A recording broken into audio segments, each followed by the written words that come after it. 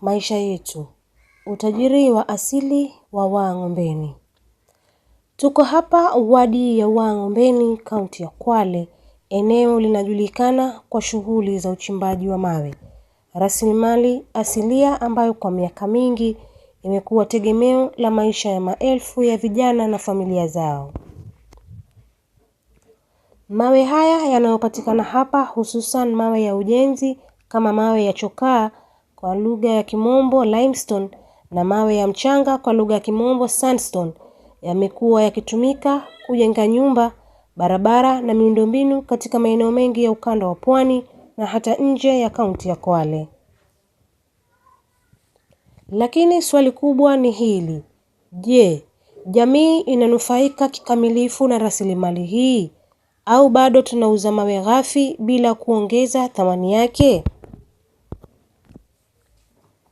Hata hivyo, wataalamu na viongozi wa kijamii wanaamini kupitia value addition, mawe haya yanaweza kubadilishwa na kuwa chanzo kikubwa cha mapato, ajira na maendeleo endelevu kwa jamii ya Wang'ombeni. Kwa miongo mingi, ardhi ya Wang'ombeni imehifadhi utajiri mkubwa wa asili mawe. Mawe haya sio tu sehemu ya mazingira yetu, bali ni uti wa mgongo wa uchumi wa jamii nyingi hapa Kwale. Mawe yanayopatikana katika eneo hili ni sehemu ya miamba ya kale ya Pwani iliyoundwa kwa maelfu ya miaka. Leo mawe haya hutumika kama malighafi katika sekta ya ujenzi, mojawapo ya sekta zinazokuwa kwa kasi nchini Kenya. Lakini kwa jamii ya Wang'ombeni, mawe haya yana maana zaidi ya ujenzi, yana maana ya chakula mezani, ada ya shule na matumaini ya maisha bora. Kwa vijana wengi waliokosa ajira rasmi, machimbo ya mawe yamekuwa kimbilio. Sekta hii imeajiri idadi kubwa ya vijana wengi wakifanya kazi ya kukata mawe, wengine kusafirisha na wengine kuuza. Lakini licha ya juhudi hizi, faida kubwa huishia mikononi mwa wanunuzi wakati. Jamii hubaki na kazi ngumu, mapato kidogo na hatari za kiafya. John Maina. To be honest, life is tough. Sometimes when I remember how life was 5 years ago, it feels so wasted. I had a good life. I have a diploma in sales and marketing. As you see me today, imagine I lost my previous job due to alcohol. I used to overdrink. It wasted my life. How I found myself here sometimes, I wonder. But thank God, I'm now used. I have no alternative income. This is now my life. We have so many challenges here. Jua Kali is a refuge of many hustlers. Sometimes we feel left out, but when we see good people like you visiting us to empower, motivate, give us hope of life, we really appreciate. If we can get safety gears to protect our bodies, that could be a big favor.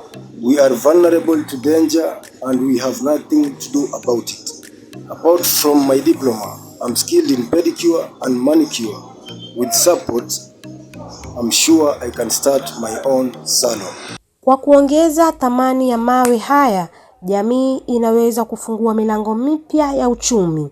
Hii inaweza kujumuisha kukata na kusafisha mawe kwa mitambo ya kisasa, kutengeneza tiles, paving blocks, ballast na mapambo ya ujenzi, sanaa za kuchonga mawe kwa matumizi ya mapambo na utalii, kuanzisha vikundi vya ushirika vya wachimbaji kupitia value addition.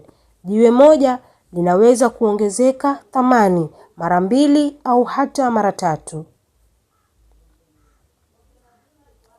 Maendeleo ya sekta ya mawe hayawezi kufikiwa na mtu mmoja. Yanahitaji ushirikiano wa jamii, vijana, serikali ya kaunti, washirika wa maendeleo kupitia mafunzo, mitambo, sera, rafiki na uhifadhi wa mazingira. Mawe ya Wang'ombeni yanaweza kuwa injini ya maendeleo ya kweli. Maendeleo ya jamii. Mawe haya sio mawe tu, ni ajira, ni riziki, ni urithi wa kizazi hadi kizazi kwa kuyathamini, kuyaendeleza na kuyaongezea thamani. Waa Ng'ombeni inaweza kujijenga kwa rasilimali yake yenyewe.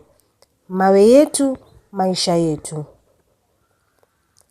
Katika juhudi za kurejesha heshima na thamani ya sekta ya mawe hapa Waa Ng'ombeni, mashirika ya vijana yamejitokeza kuchukua nafasi ya uongozi wa mageuzi.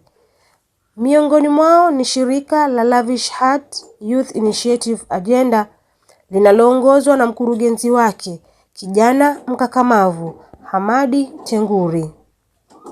Kupitia shirika hili, Hamadi Tenguri amekuwa mstari wa mbele kuhamasisha jamii, hasa vijana, kutambua kuwa mawe sio ajira ya muda, bali ni sekta kamili ya kiuchumi inayostahili heshima, uwekezaji wa kisasa na mipango ya muda mrefu.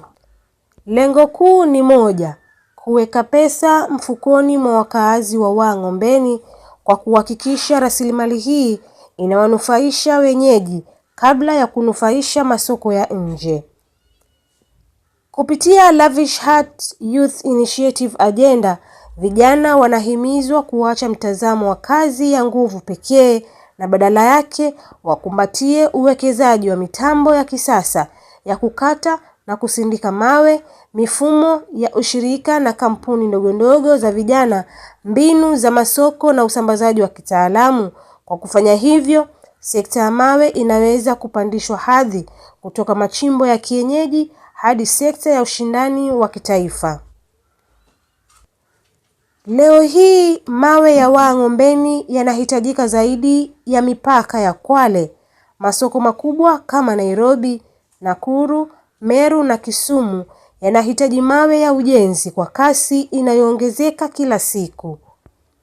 Hii ni fursa adimu. Kupitia mifumo sahihi au usafirishaji, upangaji wa bei na ubora wa bidhaa, rasilimali hii inaweza kusafirishwa hadi kaunti jirani na hata maeneo ya mbali, ikileta mapato mapya kwa vijana na jamii nzima.